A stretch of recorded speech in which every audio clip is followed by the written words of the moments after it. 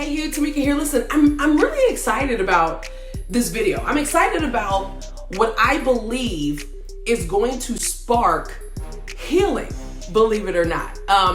Most bizarre thing, but I believe that it's going to spark healing. And I want you to understand that my intention, I'm coming here with an agenda. My agenda is that of a debt collector. For every person that has withdrawn from your bank of self-confidence, I am coming back to collect that debt. Anybody that ever told you that you were too little this, too much of that, you weren't enough, you're not good enough, I'm coming to collect that debt, and I'm coming to make a deposit into your bank of confidence. Because I think that in the year of 2020, it is important that we actually do get perfect vision. And part of that vision is going to come from us understanding who we are, valuing who we are, so that everybody else in our life falls in line. So let's just start at the very beginning.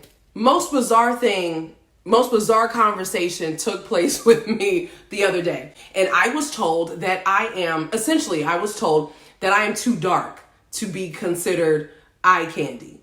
Now, wait a minute, Niecy. Was it a man? It was a man. Was it a black man?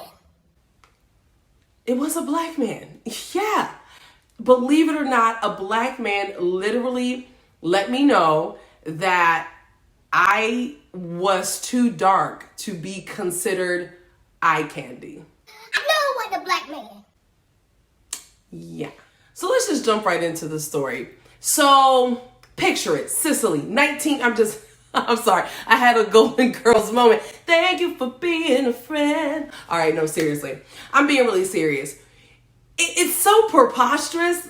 That's why I guess I'm not railing at the wind and going off and all of that good stuff. But so basically what had ended up happening was we were in the middle of a conversation, and the conversation turned to talking about whether or not I'm intimidating for men, whether there are some men that could be intimidated by me. And so the response that I received was, I do believe that for, a guy that's laid back, you're too much for them.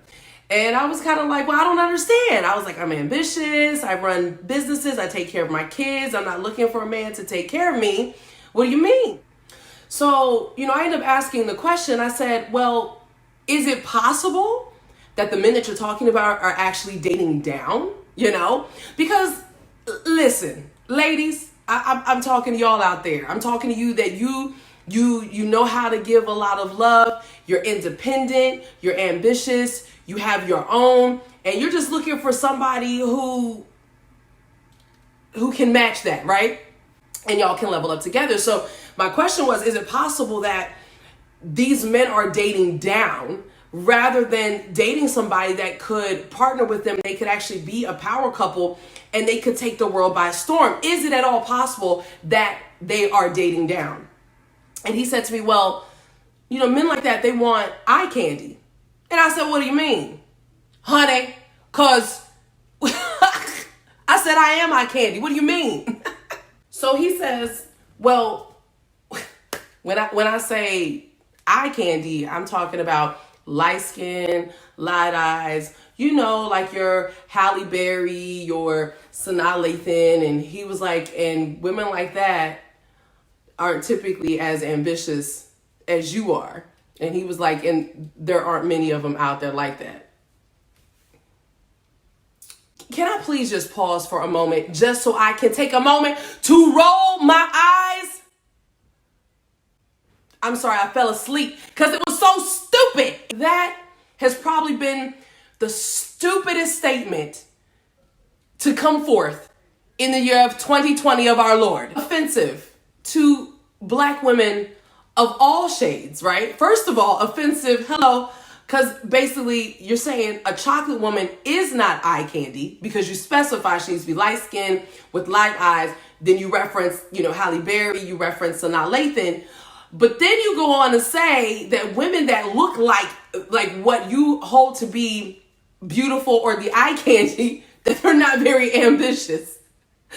Like, for every black woman, for every single mother, for every woman that's held it down as a wife, as a mommy, as a minister. You know, you're the CEO at one point. You're going to school, you know, after hours, you're moonlighting, running a business. Some of us have done all of that stuff at the exact same time.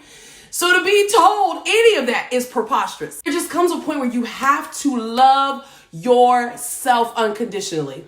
You, my queen, have to know what your worth is without somebody else telling you that you're good enough and that you're worth it, right? So that's why it's so important to do the work on yourself. I told you, I am the debt collector today. We as women are bombarded with messages that tell us that we are not good enough, right? We are bombarded by images that say that you need to be very voluptuous, whether it's your breast or it's your butt or it's your thighs, or you're supposed to have long hair, you're supposed to have short hair, you're supposed to have natural hair, you're supposed to look more European, you're supposed to have big lashes like spider legs, right? You're supposed to wear no lipstick, wear lipstick, you know what I mean?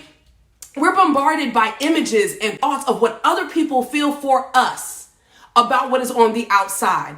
And the point of the matter is, work on the inside of you, and the outside of you is going to match that. It's going to match that. Listen, I will rock a wig. You might see me in 3 different wigs in the same exact day. It doesn't have anything to do with what somebody else thinks about me. You might see me in matte lipstick. You might see me with no lipstick. It's all about what I want to wear and what it is for me. Queens, it is so important for us to understand exactly who we are.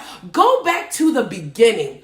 Go back to the beginning when people began to withdraw from your bank of confidence, right? Go back to the beginning.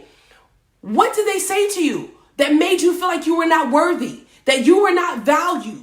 What was it that you took on the inside and you allowed that to become the narrative, not only what they said, but what you played in your mind? Figure out what that narrative is, and then you totally rewrite it.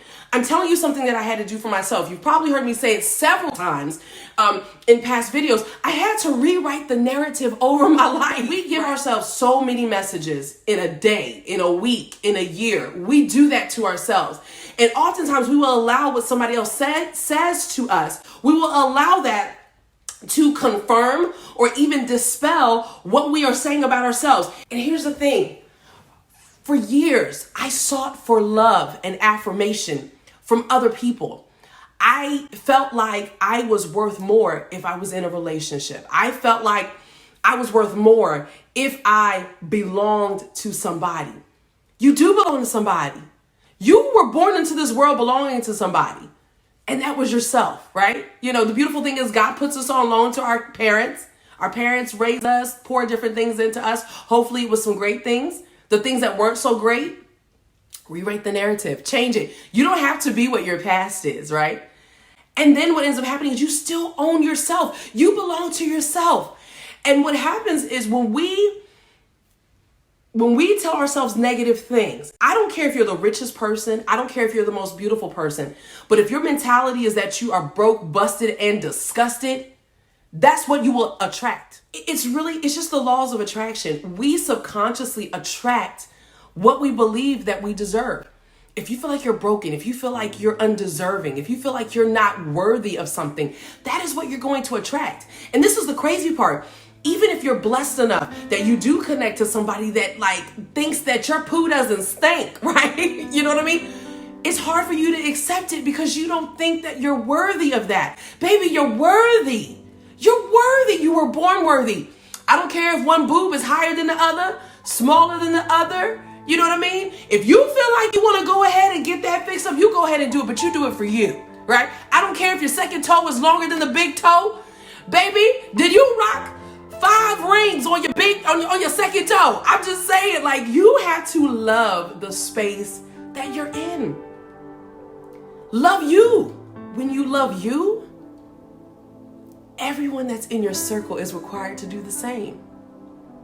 Because what happens is when you love you and you have certain expectations for yourself, right? I started doing things for myself. I love flowers. I buy flowers for myself. I love lingerie. I buy lingerie for myself. I don't have to do those things. I'll take myself out to dinner. I don't need somebody in my life to affirm me in order for me to have things that I like. So when you do things for yourself, you love on yourself. Once you know how to love on yourself, you'll understand when somebody doesn't love you the way that you should be loved. And you'll find that you don't deal with the things that you used to deal with. Queen, you're so worthy. And you're so deserving of somebody to love you the way that you love them. You're so deserving of that. I used to feel like I would never find somebody to love me the way that I love them. And I had to understand, I had to love me the way that I loved on everybody else. You know, it's like, if you're my man, I was that ride or die chick for you. But being a ride or die chick is not a compliment when you are riding for somebody who does not reciprocate what you give out. Being a ride or die chick is not a badge of honor if the person that you're riding for does not value you the way that you value them. Being a ride or die chick is just a lyric in a song if you don't get everything that you give out. And once I began to give myself what I give out, the world changed for me. So if you remember, the beginning of this video, we were talking about whether or not I am intimidating to men. So what does that mean? That doesn't mean that I have found somebody else, right? Well, actually I did. I discovered this real dope chick named Tamika Hall. What? Oh my God, right? That's what I discovered. And I like her. I love her. Yo, she's so funny. She's so smart. She's building a legacy for her kids. Like she is everything that I want to be. So I am with somebody else. It's me. And here's the thing. When I link up with somebody, when I finally allow the boo thing in my life to come, that's just gonna be cherry on top, boo. It's gonna be cherry on top. So I made this video because I wanted you to understand, I don't care what shade you are, I don't care how long your hair is. It doesn't matter if you got a club foot, you know what I mean? If you got corns on your toes, I don't know, whatever it is that's holding you back. Whatever it is that somebody says to you is not the right thing. It doesn't matter how light your eyes are. None of that stuff matters. It doesn't matter. What matters is how you value yourself. What matters is if you think that you're worth it. And what matters is you requiring everybody around you to treat you with the respect, the love that you deserve. So let's launch the conversation though. I'm really interested to know what y'all have to say about any of this. This is gonna be fun. So leave me a comment, hit me up on the DM, let me know what your thoughts are.